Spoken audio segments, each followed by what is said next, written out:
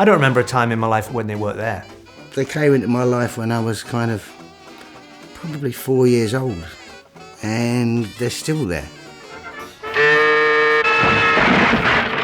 There's just a warmth and a contented feeling sitting down to watch them. I sit down now with my son, who I've made a fan, and he is the same, and he just like, can we watch Laurel and Hardy? And we just sit up on the sofa and we watch them, and it's such a happy place to go back to. I first came across Laurel and Hardy. You had no option. BBC Two, school holidays. It was basically the BBC's own kids' TV would peter out, and then you'd get Buck Rogers or Flash Gordon and Laurel and Hardy.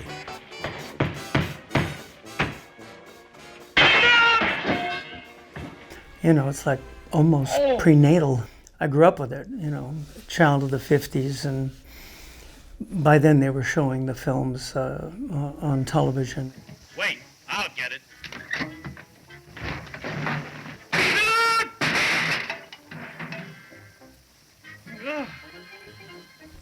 You know, just one of those things like Donald Duck.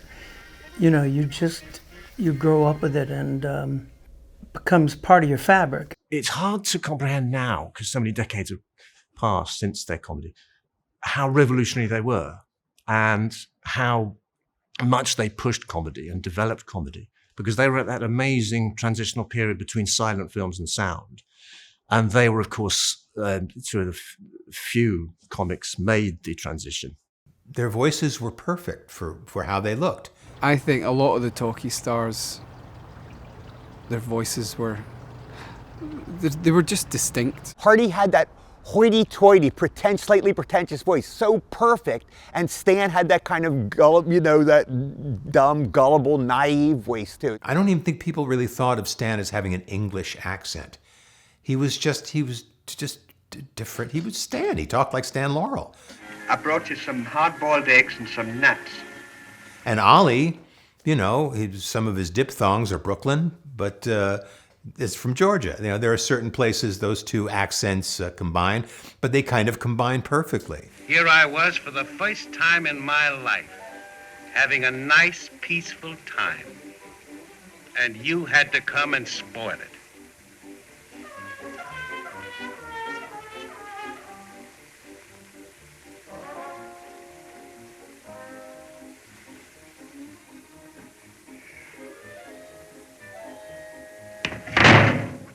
Laurel and Hardy went into the stratosphere in their early sound pictures, I think. And the reason they became so huge in the early 30s was because they were so advanced. But they embraced talking and did funny things, dexterous things with words, as well as obviously maintaining the brilliant slapstick comedy that was so beautiful to watch. You know, it's so pleasing to see absolute masters doing it. It looks like nothing, it looks like it's just happening.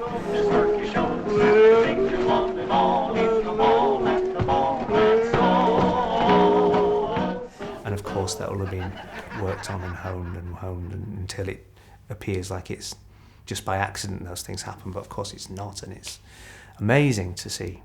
Just things like inventing the sound gags, because, I mean, sound had literally just been invented. And here they were in this sort of prehistoric stage of sound films, and they were inventing the off-screen sound effects.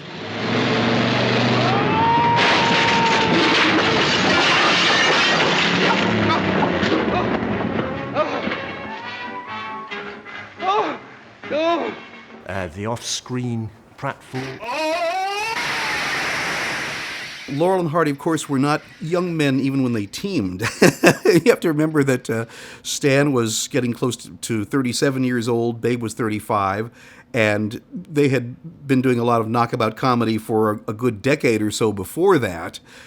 So even early on, they did have stunt doubles. And sometimes you can tell when there are doubles being used. If you look at Bacon Grabbers, which is a silent from 1929, there are some long shots where you can tell that they're doubles instead of Laurel and Hardy.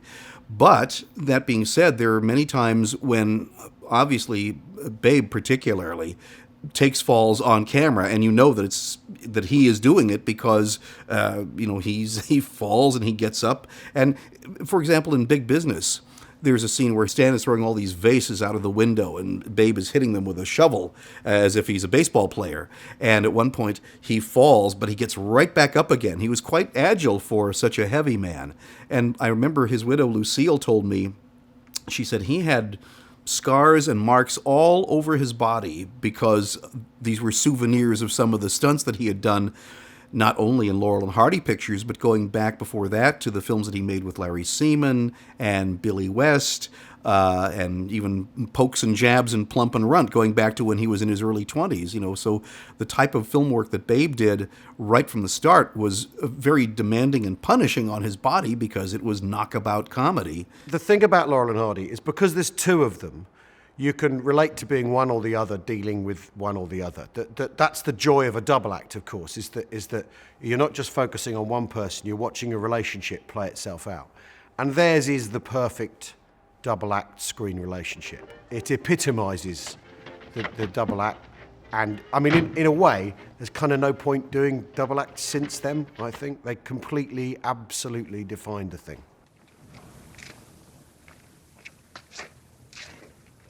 Now ease it down on my back. And all they needed was a problem to solve. That exists in life to this day. Everybody has a problem to solve at one point, and many times they have a partner of some type. There's always going to be a big guy telling off a little guy who ends up stepping in the ditch himself. They'll always exist. That always exists. The way Stan Laurel exercised control on a set was almost, I won't say it was sneaky, it was clever. It was on a sub rosa basis where he would ask a question of the director and give the director an idea, and pretty soon the director would think it was his idea. There's such funny beats that they return to, like when Stan will explain something very eruditely and then tell me that again, and then it's all gobbledygook the second time round. I know exactly what you mean. And the running gags of those, there's so many brilliant sort of nods to the past versions of the same thing wrapped up, and the fact that they can return to them as sort of like catchphrases in a way is brilliant. You know, Ollie, I've been thinking. What about? I know how we could make a lot more money. How? Well, if we caught our own fish, we wouldn't have to pay for it. Then whoever we sold it to, it would be clear profit.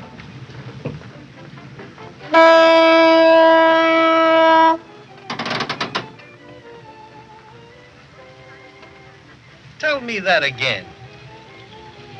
Well, if you caught a fish, and whoever you sold it to, they wouldn't have to pay for it. Then the profits would go to the fish. If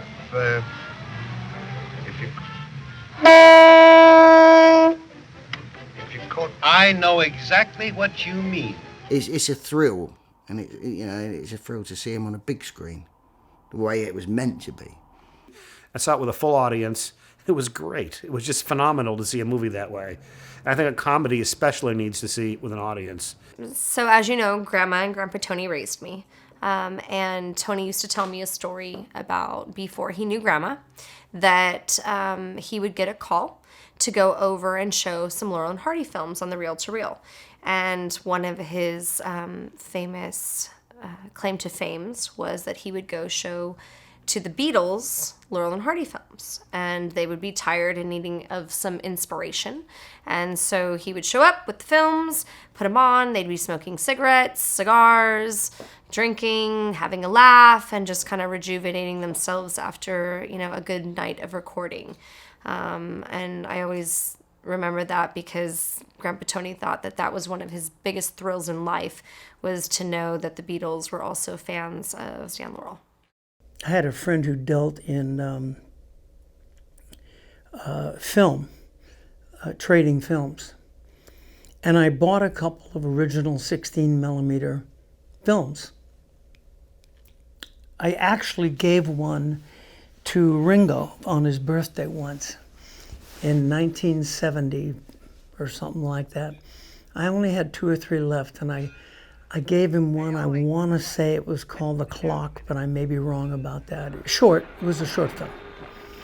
And I gave it to Ringo, and it was, oh, thank you, Mickey. Oh, lovely, metal can. Even when I was a child, there was something about Laurel and Hardy that I knew was different.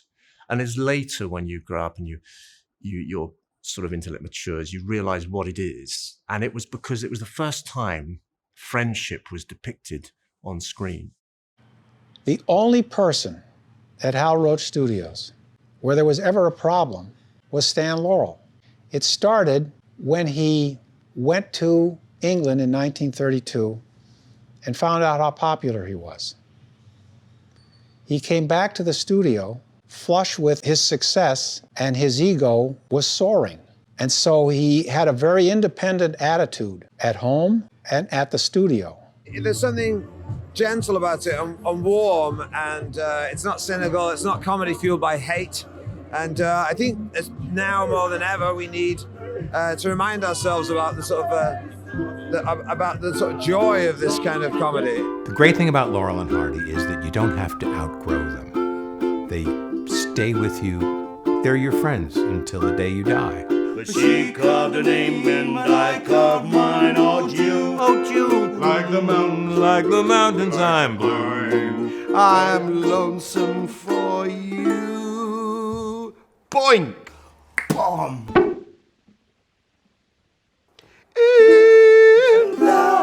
Blue Ridge Mountains of Virginia. On the trail.